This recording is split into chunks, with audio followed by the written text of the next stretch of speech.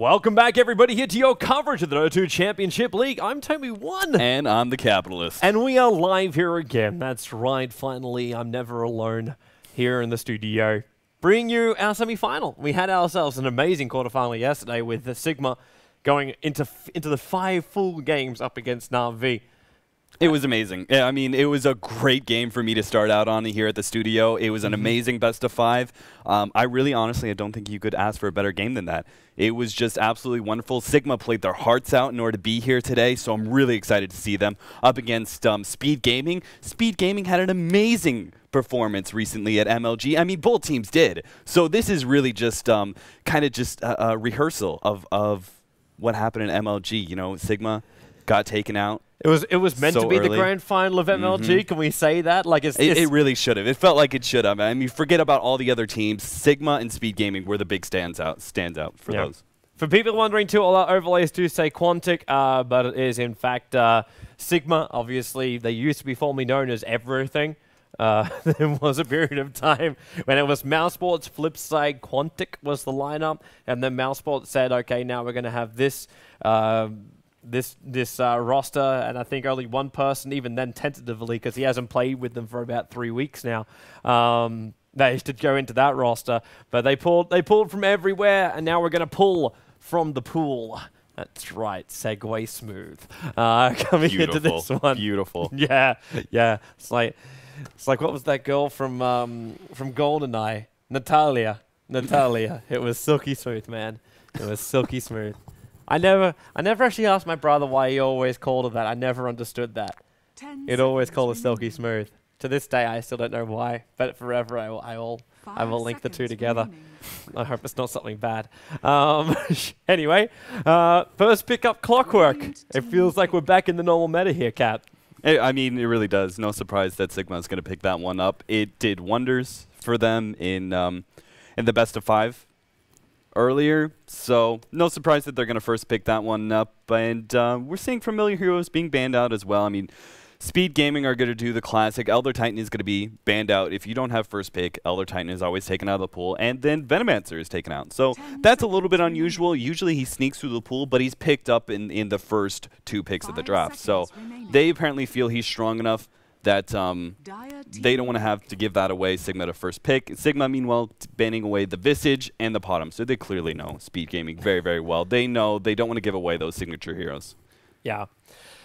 You give those arrows to Speed Gaming, it's like they just start running on something else. Hey, his quotes are the best, you know. You fire arrow, you hit arrow. That's all it means. That's all it takes. That's all it takes. It's just, if everybody could just follow Sing Sing's wisdom in pubs, So I'd never complain about This is like the reason why like Sing Sing would win out against Loda, because Loda's like, well, I just fire an arrow to scout, and if it hits, then it's good. But Sing Sing's like, well, it can scout, but I'm meaning to hit people. Exactly. The different approaches to the games. With both the Timbersaw as well as the Crystal Maiden 2 Speed Gaming, they have a different way of being very, very aggressive. Obviously, Crystal Maiden allows you just to do so many different things in the lane, or inside the jungle. She's a woman of many uses. And then Timbersaw comes in as well, and looking forward to seeing how much damage he's really capable of doing, especially with the Clockwork and Bane going to try and control him on the field. Ever since they changed the Timber Chain where you can interrupt him during the Timber Chain, I really just haven't seen him being as strong, especially up against a lineup which has a lot of interrupting abilities, like what Sigma already has. Yeah, it's really hurt Timbersaw's offlane at the exact same time. The meta changing has actually made Timbersaw much better as an offlane. The creep equilibrium was a big part of that, and the recent change to Timber Chain means that Timbersaw doesn't necessarily have to go for that escape mechanism early. He knows it's probably going to get interrupted anyway, so instead, maybe even pick up that reactive armor at level 1. It's a really powerful ability to be able to deal with harassment, and if they go on you, it's not going to take just those nukes to be able to finish off a Timbersaw. He's got a decent health build in the beginning, so it's normally going to take some auto tech. So if you're able to mitigate that damage, why not pick up reactive armor? It gives you allows you to be a little bit more aggressive in picking up experience. You don't have to deal with the harassment from the supports as much early on. Timbersaw all around is just an amazing offlaner.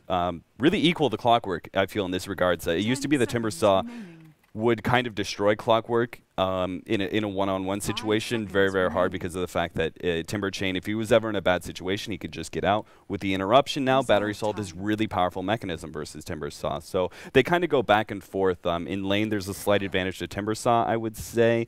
But it's all comes up to player skill. It's a very, very even matchup.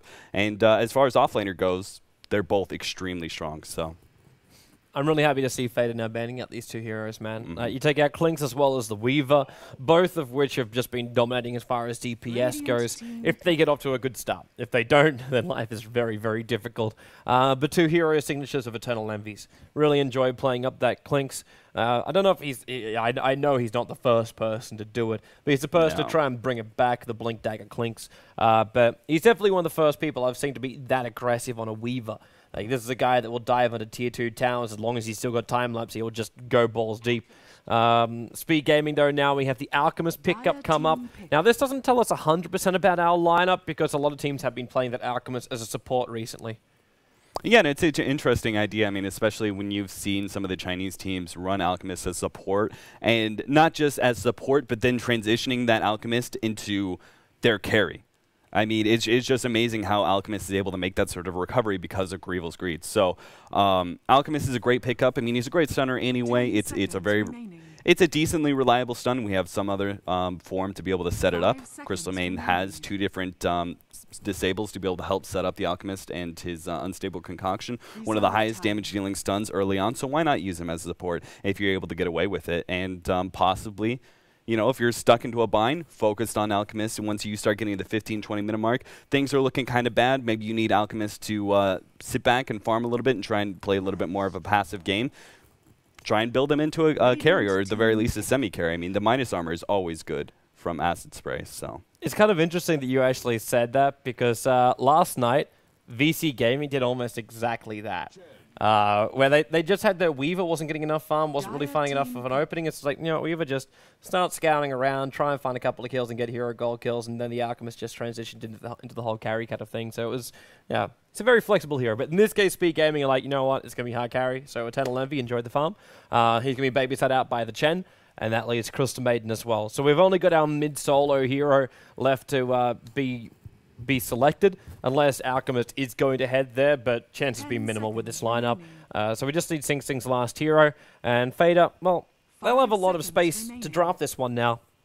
Because this is now, like, you know the lanes you're going up against. We get the Enchantress pickup here from Sigma. Now, that's something I wasn't really expecting already, especially when you're going up against heroes like Chen. Like, Chen's going to be trying to steal your creeps back as you come in. Obviously, you'll just play it around. But when you've got a Crystal Maiden as well, controlling your army in the early stages is going to be next to impossible to try and gank up or even try and go aggressive in that bottom lane. Especially then up against an Alchemist who's got his own stun to combine up with the Crystal Maiden if she doesn't use Frostbite and the creep. That's going to be on a different kind of way. So I'm not quite sure if Sigma can go aggressive with this. So I've almost got my finger on this is a rotation style hero. Make sure the mid wins. Make sure Enchantress farms up. Try and push up that top lane and force a little bit of pressure onto the Timbersaw.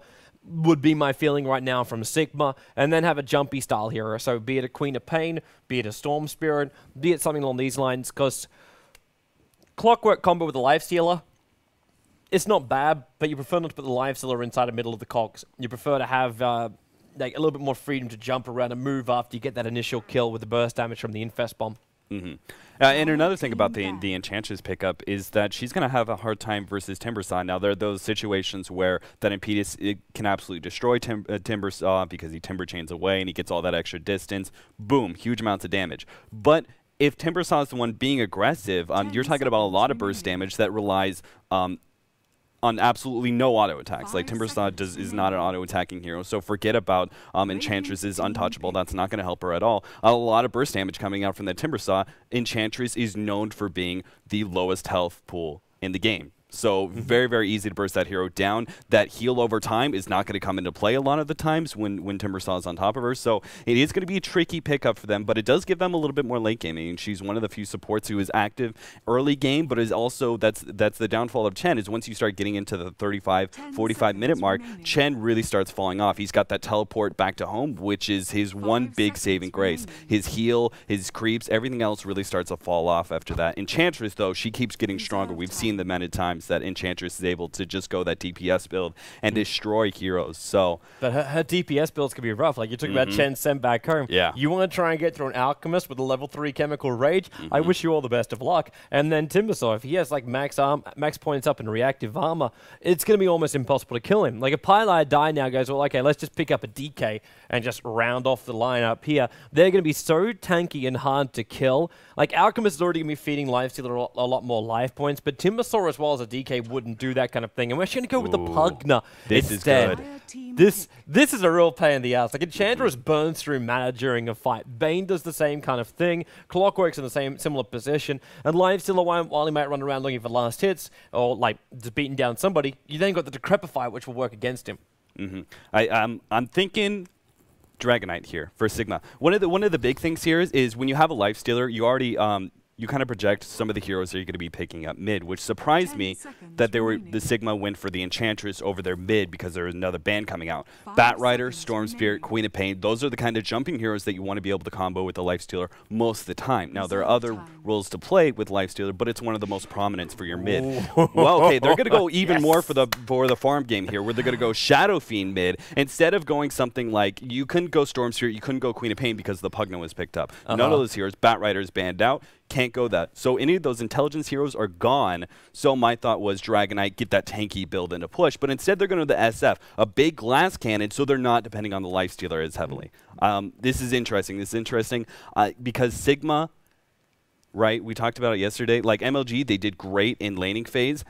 But last night, laning phase went really, really awfully for them. And these heroes, they can make a comeback if their laning phase goes to shit.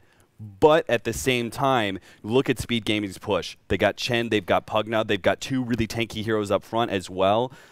This is going to be interesting whether or not Sigma, if their laning phase does not go well, yes, they can make a comeback with Lifestealer and Enchantress and SF, farming up jungle and that sort of thing. But they're going to feel a lot of pressure from Speed. Yeah, you're so right, man. These towers are going to be so difficult to control.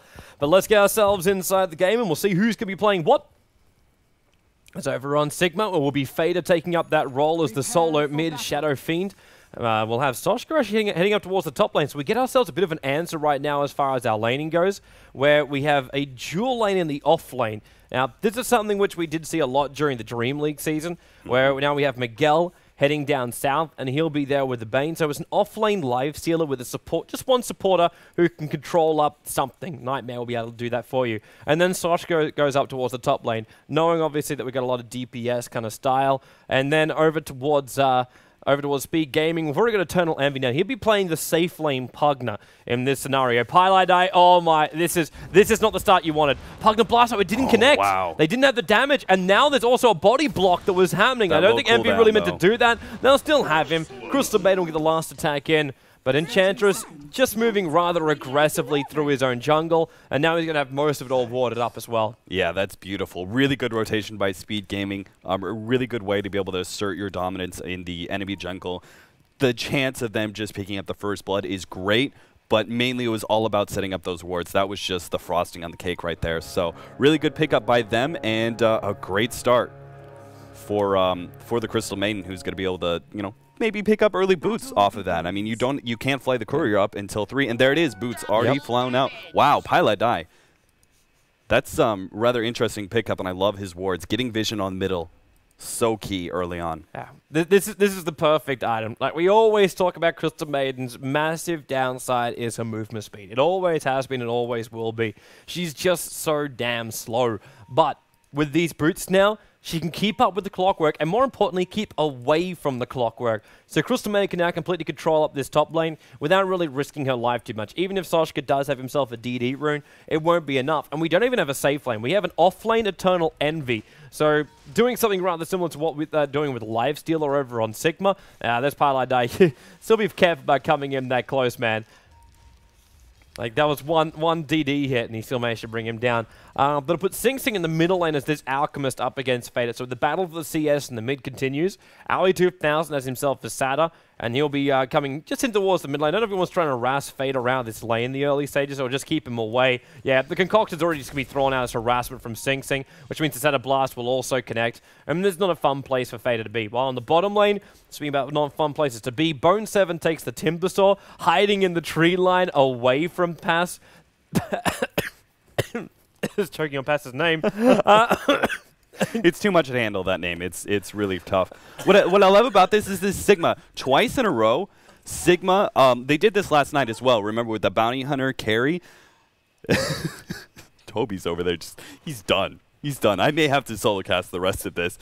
But I will now be your cameraman, and Cap is now your play-by-play guy. And because of all that, like, SF now dies at the Tier 2 tower. And it's a Harpy. It looks like it was a Harpy that chased him back to the Tier 2 tower. Harpy Gaming. I mean, he got two of the big harassment creeps, right? He didn't get Tornado, but he got the Orb, which is really good direct damage if you're able to land it. And then on top of that, Harpy. And a squishy hero like SF, I mean, if he just gets hit by a couple unstable concoctions as well, he's down to no health whatsoever. So really unfortunate. Sigma off to, Speed off to a really great start. I want to go back to this, though. This is twice now that Bucking Mad, they like the idea of being able to run when in tough lanes. They switch up the lanes and put their aggressive, their tri-lane, which is normally in the defensive. You would expect that with a jungler. They put it in the aggressive in order to dodge certain things. Last time it was the Bounty Hunter that they put in the safe lane. This time it's going to be Clockwork because they know they're going to have to deal with tough situations. They couldn't really fight too much in the jungle if again, you were talking about the CM Chen combo. That's hard to be able to deal up against. So Enchantress is pretty much just bouncing back and forth from jungle to jungle. Guys, I know there's a lot of people complaining about the lag. And I am letting the guys over at Dailymotion support know. Yeah, this is the host, the streaming platform, the guys who sponsor the tournament's platform. So that's the reason why we're streaming over here. I apologize if you have issues. I know they changed up a lot of the different routing problems just a couple of days ago, and they're still upgrading a lot of different things. So F5 is normally your friend, but if you're continuously lagging, then I have no other tips to help you fix that one up. So hopefully, I hope as many of you have... Buy the ticket. You can buy the ticket. That's one way to do it. If you buy the ticket, all the money, well, not all the money, 25% of the revenue goes to the player's prize pool as well. So you can do it that way too. So if you're tuning inside of Dota TV, thanks as well. I am watching the chat over on the Cyborg Mad IRC, so that is where I know where you guys are complaining and such. If you don't know where to find that, just head over to jd.com, and that's joindota.com, and you can click on the live stream there, and it says chat pop-out box or whatever else you want to do with it. It's all available over there. Oh, Envy. Well, what's him in the washroom, man. Everybody was back except Envy. He can't stay away. He's just going to find that hot towel he always has on the heater. Top lane, Mad's going to come in. Frostbitten up a little bit, and he's got a Harpy of his own right now. So this top lane is it's actually rather susceptible to a Harpy. Paladin doesn't really have a lot of life points as it is. Till it gets frostbite. Yeah, there's your Frostbite. That's not really going to help, but an Envy just Pugna blasted down as well. Soshka already popping up the Battery Assault, trying to get close enough for the cogs, but his movement speed is nowhere near that of these two players from Speed because they're both walking around with boots already. Yeah, that's really unfortunate. He was really close to boots on himself, too. So if he had been able to pick that up before engaging, he probably would have picked up a kill. But Envy's up a little bit too far right now. Yeah. Mad's coming in, but there's no Battery Assault yet. Like, there's cogs available, and they can hold Envy in here. But then Nightmare changed around. There's your blast. He kills off Mad on the side. Envy, he doesn't have his stick charges left anymore. He actually popped off a lot of them before he died. And the Clock will get the kill on Pug, and while Pilot just trying to harass down the rest of Pass's life. But ends up being a 1-for-1 trade in this top lane. That was super, super scary. They almost traded 1 for 2 there. Parrish just barely being able to get out now. But look at the gank on mid. Once again, they're going to go for the unstable concoction. They were trying to hit double here. In fact, they're still going to go for the dive. Look at that damage. Chen doing almost max damage with that Test of Faith. That was amazing. He did 193 damage, I think. It's a 200 max at level 2. Looking pretty damn good, man, right now for Speed Gaming. Even on this bottom lane where you're seeing Bone7 getting harassed out by Miguel. He's only got 1 point up in his reactive armor, so 4 points worth of the charge coming his way. But that well and guess he just stands his ground as often as he can up against Miguel. And Miguel's got some good CS, but these lanes, like you're right, they're just... It's been really brutal for Sigma. And when you have something like an acid spray, and then you get the spray off as well before you pop the concoction, and then you had the bonus damage coming out from the Look at him loop around, too. Yeah, they're coming up to the top lane. Envy and Pilot are going to back up right now. Pilot is going to be the one who's closer to it. But if they come up, yeah, there's a smoke reveal. They have a sentry ward over on the side, but are they trying to kill off Soshka? Yeah, they are. There's the Frostbite. We have a level 2 Pugna Blast only, and the Cogs have put them in a wrong position now. They're a little bit too far, well, I say too far up. There's only Pass that came in. Mad went back over into the jungle after all of that. Yeah, that's unfortunate because they really could have picked up a kill, and Paris goes down. Pugna was able to pick that one up. How did he get caught out like that, though? Like, you had to know when the Bane came out. Like, you keep your distance and you rocket spam that out. Yeah, apparently he just kind of misjudged the damage coming out. I mean, that level 3 Nether Blast has 250 damage. It's insane. I love the laning coming out from here from Speed Gaming. Not only they switched up fairly early on, putting the Timbersaw versus the Lifestealer, which is pretty good for Timbersaw. Putting Alchemist mid against this Shadow Fiend, they know they're going to be able to gank him a lot. You've got that stun in lane to be able to deal with. Acid Spray spamming out with the Bottle Crow going on. He's able to constantly keep Fada on little bit lacking in health, and easy rotations from Aoi is able to make sure that they keep SF down as much as possible. There's very, very little that Sigma can do until they pick up some of their levels. Until Mad actually has Impetus, he's not that big of a ganking force as a Chen is. And finally, we're going to see a rotation here, but Paris, can he get Envy? When you're decrepified, you slow down, and then you cop a blast to the face. Both the heroes drop down to half-life, and then the Centaur Stomp has no effect. There's a Frostbite of cooldown in 2 seconds' time. Mad already has to pop off his sprites. These rotations from Sigma are just not being effective enough. Yeah, and with a level 3 Arcane Aura, I was almost expecting to see him max out Nova, almost just because the combination of being able to decrepify someone with an extra nuke on top of your Nether Blast. It just does so much damage with the recent change of the extra damage, ethereal damage. But instead he goes for the Arcane Aura, which means more spamming out. It's kind of pretty much the same. In fact, if anything, it's more damage, less burst, but more damage over time because you can just throw that Nether Blast out every single time it's off cooldown. Yeah. And this is something, too, which Pylai Dai has done a lot when he plays as Crystal Maiden. As I just see here, the Nether Ward going down. The mid-tier 1 tower takes a fall, and Pugna's actually being sent back to base right now, so maybe pick himself up something nice. But this is something which, as I've seen Pylai Dai do a lot in his Crystal Maiden, where he maxes out the Arcane Aura. And it's normally when you got like high mana-dependent style heroes on the offlane. Like, you're talking about it for Pugna, he can spam out his stuff, but also on top of that, Bone 7. He wants to be spamming out. So I think it's a 90 mana cost out of a 705 pull, but you're also running Arcane Boots, hence the higher pull. But Bone 7 is always looking for stuff to spam. Nice rage, but you still take the damage. He's going to back himself up, and I'm not liking this from Miguel. I'm hoping Miguel turns this into an armlet straight away. He cannot go ahead of Midas in this game. He'll lose too much. The momentum of Speed Gaming is just way too much. Yeah, but I just like a Crystal Maiden taking it for the team in a way. Like, she knows the Frostbite is going to be there for the chain creeps at the start. Later on, after getting the levels up in an Aura, then she'll level up the Nova, then she'll level up her level 4 Frostbite. Yeah, I mean, this team really goes hand to Midas anyway, but the last time we talked about, the interview with Matt, he said the right times to be able to run it when you know you're going up against a team that doesn't really have that push. Speed Gaming, they definitely do. A Pugna, a Chen, 2 tanky heroes in front, absolutely. They've got plenty of push to be able to talk about, and this is what we were saying. Weak laning phase for Sigma, and that's no surprise considering the heroes from Speed. Oh, trouble. Fader's coming in with an Invis rune right now. The concoction's already been prepped up by Sing Sing. Throws over towards the Clockwork. He just gets his life completely drained out of him. And SF, he does pick up the Timbersaw, but he's still taking a lot of damage. And now this goes to Chen. They're going in deeper. Fiend's Grip, that's the possibly shortest one ever for Pylai Dai's death. And the buyback did come out from Bone 7 after he TP'd towards the bottom lane. So he's looking to fight a little bit more. Oh, that's bad. He was expecting the engagement to go on a little bit longer, I think. But Sigma shouldn't get caught out. They had plenty of time to be able to see that there was a buyback up. Now the Timbersaw even showing himself, they should have no problem being able to keep away from that one. So not only was that a huge team fight for Sigma, but also a buyback going out from the Timbersaw. That's just delaying your Bloodstone so much.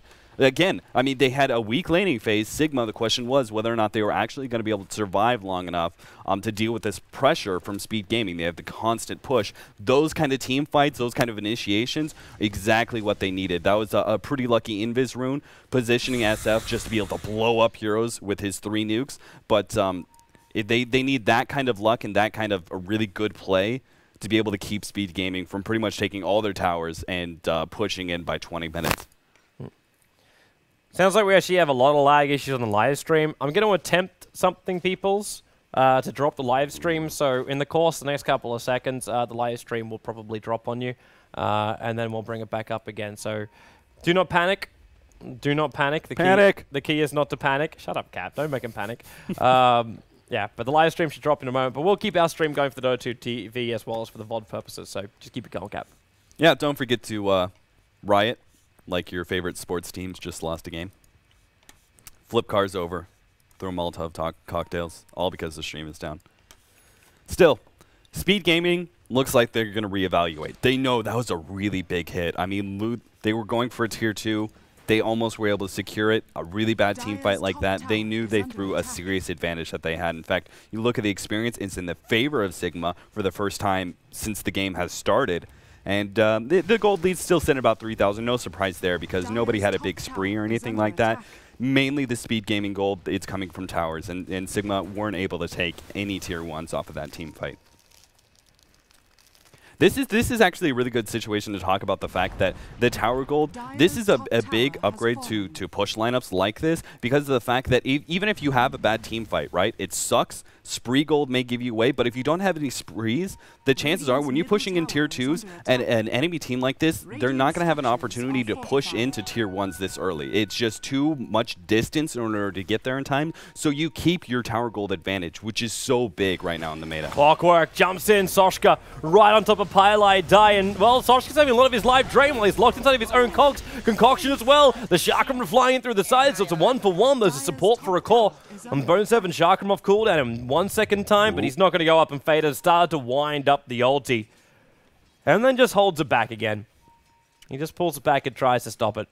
Really, really smart that they were able to hold back. Of course, they did have vision up there. They recently placed that ward, so they were able to see Fader when he was winding up. But good restraint all around. I mean, Speed Gaming cannot afford to have another bad team fight, or else their push lineup is kind of defeated, and they're going to have to think about other things. Looks like instead of going for two Tier 2s, like they were going for originally, instead they're going to detour towards Roshan. And I kind of have to question, Sigma definitely know they have Clockwork, one of the best scouting out heroes for Roshan. Is this really going to work? I'm not liking the chances of it working, man, but there's only one way to find out. Bane's about to think about jumping in. Well, he can't really just jump in. There's the rocket, so he can see what's going on. Fiend Script's going to be available. Nightmare's 1. Roshan is killed by the Radiant side. And now the Aegis Immortal is picked up by the Timbersaw, and he jumps up. Soshka's already taking a little bit of extra damage because he's getting burnt out by that Nether Ward. Timber Chain up, Concoction will connect as well. Whirling Depth in, well, not even having to wait that long. Pugner's Blast takes care of him. And with the Aegis Immortal up on Bone 7, I'm pretty sure Speed will be ready to push down that middle lane. They've got Trolls available, and they've also got the Centaur in the pool as well. That's one of those situations where it just comes down to making a decision and sticking to it. If Paris was going to jump in, he needed to go as soon as the sleep went off. He had an opportunity. He could have grabbed Aegis. Or you make the call, and you don't go. You get away.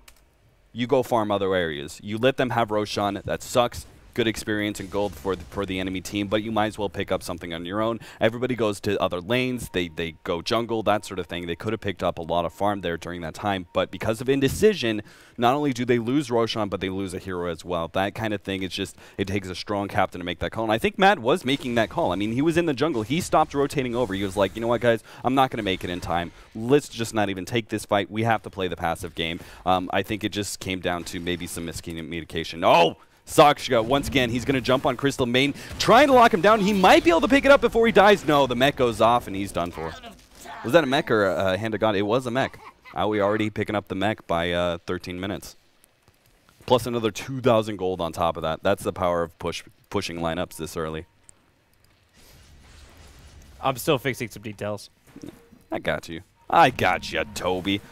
Taking a look at the gold graph, we get about a 6,000 gold lead, and Speed Gaming barely had an experience. Nothing much to talk about in that regards. Sigma, though, again, they're playing the recovery game. They had a bad early game, but they know they have the capability. It's Shadow Fiend, for example, great hero to be able to go into the jungle and just maximize the farm by not even being shown up in the map. Unfortunately, Miguel, he's not going to be able to get this to 9. He's actually going to try and fight this. This is not a good idea. Miguel, he's caught in a bad situation, but unfortunately Speed unable to pursue because Paris's cogs is out. Looks like they're going to back off. Sing going to blow himself up a little bit. But again, I mean, look at it. It's just Feda. He wasn't even anywhere near. He didn't rotate at all. Just sticking to the jungle. When they push into the base, yes, that is when they'll think about trying to defend finally. But meanwhile, they're just going to let them take towers. maybe try and scare them into backing off, but for the most part, they just need to focus on getting that farm up, get that BKB up on SF, and maybe they have a chance at being able to win a good team fight. Really comes down to the fact that if they don't have the surprise factor like they did at that first Tier 2 fight, the really first good team fight for Sigma, if they don't have an advantage, a big advantage, like the Invis Rune being able to set up SF's positioning in it, they're not going to win team fights. So for the most part, unless they have something they smoke up, they have a great rune, something like that, they're not going to be taking these team fights. They're going to be sitting back for the most part. Split pushing as much as possible. As you see, Enchantress was pushing in.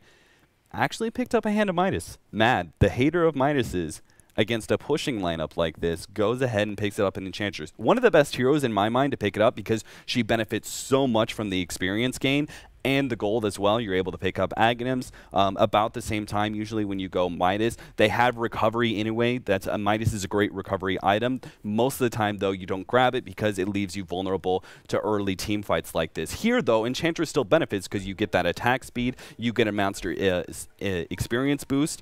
The faster he can get to level 11, the more powerful Enchantress is in general. So it's not so much about the farm, I feel. It's just generally a really good item for Enchantress because the experience is just as important, if not more so, than gold on Enchantress. All right. I think I've managed to sort out the issues. Awesome. If people don't know, there is a huge storm currently going off in Germany at the moment. And it sounds like there's some issues with our routing server, which we have set up over in Frankfurt. So I've now changed our intake server, so everything should be back to the smoothness that it normally is. Oh, here comes the smoke and infest on Sakshka. The infest clockwork jump in, but he needs to get himself away from that. Like that Chen army's blocking the river on the way in, so he needs a better angle. But they've at least got some good vision. That observer ward in the mid's really letting him know exactly where Speed is. Notice how they actually have that ward counter, and the counter may go down in time, but it's because they don't want to reveal their smoke. They don't want to reveal their positioning. Now that it's up, they should try and kill that ward. They've got vision of it. You mean the dire? Yeah, there you go. Yeah, the setter's coming down to get rid of it. Smart way to deal with it. That way you don't get a hero caught. But it also lets Sigma know there is a sentry ward there, because at this point, Speed Gaming could have been sitting there going, well, they don't actually know. They could come back up, and we'll have an early warning system. But this should be the Tier 2 tower now going down the mid. I love the fact that they went ahead and put the Aegis up on Timbersaw. It's not really necessarily a good item on Alchemist. Pugna's not going to be the first target, and he's pretty tanky anyway with the Soul Booster and now Bloodstone of his own. I think originally they did one on Pugna. The problem was he was Nightmare at the time. Oh, that's right. So that's right. I still like it on Timbersaw, though, because it guarantees he's going to get Bloodstone charges, even if he gets picked off in the beginning of a team fight. And he's the first target. Right now. Yeah. Shit. That Impetus, it's not enough. The Clockwork will in, but he hit the Troll instead. The Chakram will fly out, but he's currently dead in the Aegis. The Immortal and Clockwork getting drained out after being concoctioned up. And Speed Gaming are now going to go high ground on this one. They're looking into the Tier 3 tower now. And we're only 16 minutes into the game, but this is what happens when you pick up a Pugna. You can go before the 20-minute mark straight in. Miguel, well, he's in as close as he can get. The Fiend's Grip over on the Timbersaw, and he will go down into 5 Bloodstone charges, but they've used a hell of a lot of ability to this, and Miguel in way too close. He'll get drained up as well. The Nightmare just being passed across most of the Speed Gaming boys. That while Pugna's still up, this push will continue. And he picked up 10 Bloodstone charge from this. So while Timbersaw will lose some, Pugna will gain a hell of a lot. And this Pugna Blast, it damages both melee as well as the range racks at the same time, which makes it such a more efficient push. And Pyladi, Frostbite's over on Mad. He's almost dying to the acid spray. At the same time, Bane was picked off. Concoction won't hit on anybody. But the blasts still continue. They've almost finished up this mid-racks. Fader, a little bit too close, and there's your damage. The Timbersaw with the Whirling Death after having decrepified up. Frostbite over towards Mad. Concoction Stun will get the kill. And I don't want to call it, but they've just lost 1 Rax. They've got so many heroes on the sideline, and Envy with 13 Bloodstone charges just keeps diving. Clockwork's going to jump down, and that's possibly the worst thing he could have done. Frostbite Chakram gets the kill. Miguel's in close again. There's a concoction from Sing Sing. He can't throw it because, well, basically he was still inside of the rage, so he couldn't throw it out. So just a quick retreat out. Envy 4-staffed. It won't disjoint the Impetus.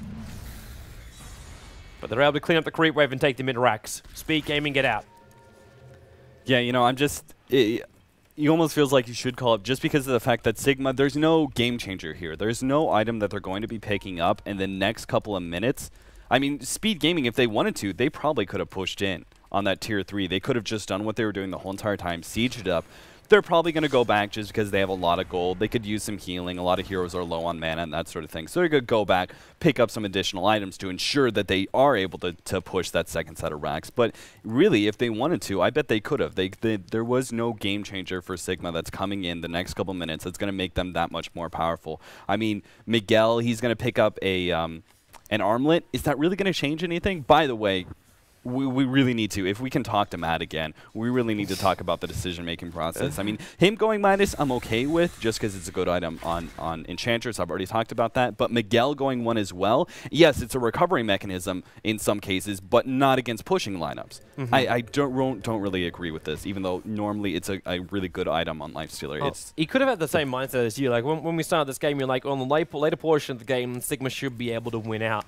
So if that's their mindset right now, it's like just weather the storm of the first 20 to 25 minutes, which is when you know Pugner is going to do the most amount of damage. Then just pray you're going to be okay after that point. Take out the Chen army when it pushes in and then have a great old time. Guys over in the Sideboard Mad IRC chat, can you please let me know if you have any issues with the live stream? Want to know this? Light Nav is 100% fixed for all of you guys out there. Be nice if you also attach the country you're from, so I know what regions are having some good times and some bad times.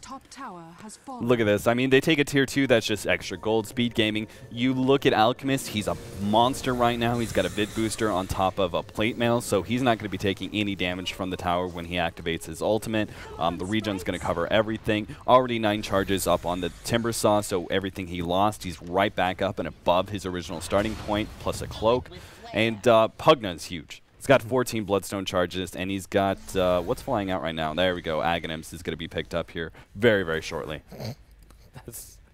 This is really, really like, okay, 13,000 gold. Who gives a crap about the experience as well? While that middle lane's pushing in.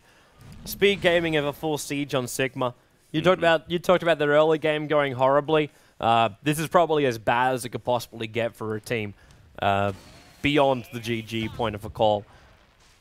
Yeah, I mean, over a 12,000 gold lead by 20 minutes is really, really bad. It almost looks like Speed, I think they're going to try and do a little bit of damage to the tower, but they don't have to commit. They kind of want that Aghanims up on Eternal Envy. It's just such a powerful powerful upgrade when you're sieging down heroes like this, constantly being able to spam out Life Drain. I have to say, the communication, the coordination between Eternal Envy and Sing Sing has been absolutely outstanding this game. The amount of times that I've seen Alchemist set up Pugna for really good life drain, either while he's already on a target or he's going to be. And then on top of that, and the vice versa. Eternal Envy has been throwing down Decrepifies right as Alchemist Concoction is about to hit a target. So many times those two players have been able to coordinate their attacks really, really well to really good effectiveness. I mean, these squishy heroes on Sigma just do not stand a chance against that kind of combo. And now the push will come in by Speed Gaming. They just keep that blast going. It's maximum possible range for Envy that he's doing that. So he doesn't risk his life points at all. And now he'll come in for another one. And Fiend's Grip will go. Clockwork latch with the 4-star. And then he didn't latch onto Envy. They push him away, but the Fiend's Grip will still be able to still be able to hold him there. Pylite die. He'll die in the back corner right now, but you've still got Timbersaw. Shark him through both Miguel as well as Paris. And they're fighting underneath the Nether Ward. The Infest came out from the Lion Field, so he's actually able to live inside the Clockwork, jumping himself away while Bucky Mad is on the wrong side of this fight. I don't even know where he managed to end up in there, but the Observer Ward was watching him. And Envy with the Aghanim Scepter kills him off, and Sing Sing will have to stun himself. Now Enchantress is down, Infest is down, Hookshot is down, SF Ulti is down, Fiend's Grip is down, and everybody is up for Speed Gaming. I mean, that was the right idea for Sigma, just Speed Gaming had an escape plan, which was, if you're in a bind, we'll just force staff you out if you're able to turn around in time. There's your 4-star onto Envy. Sing Sing's going to get this concoction off. This time it's over on Fader, but lets him just open up onto the Bane. They still want to be focusing on the racks while this drain from Envy is keeping Fader. It's just forcing Sigma to walk away from the fight. And they realize that Fader calls the GG out. Sigma will lose to Speed Gaming convincingly here in game number 1. 17-7. But in saying that, this is a best-of-5 matchup, and knowing what happened yesterday with Sigma, game number 1 didn't look any better for him. No, they absolutely did. I have faith that they're going to be able to come back a little bit and actually take a game or two off of Speed. But I have to say that I think this game really came down to the draft.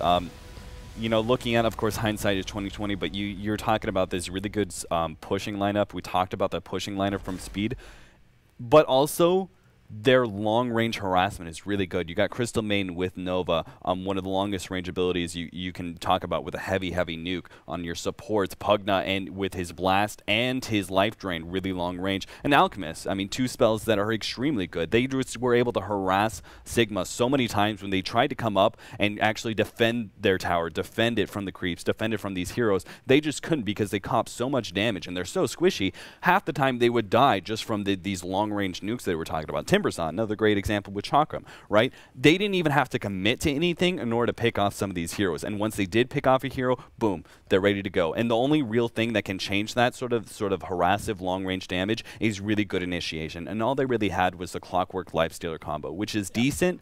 And you even saw it work sometimes with the SF ulti being able to land after that. But it just wasn't quite enough. They didn't have that big wombo combo. And I think that comes down to the 2 supports, Enchantress and Bane. A lot of single target there, not a whole lot of AoE to be or follow up in an initiation from Clockwork. Yeah, agreed, man. Well, game number 2 coming up shortly, guys. Stay tuned, and we will be back with more action to you for the Dota 2 Champions League. We'll see you shortly.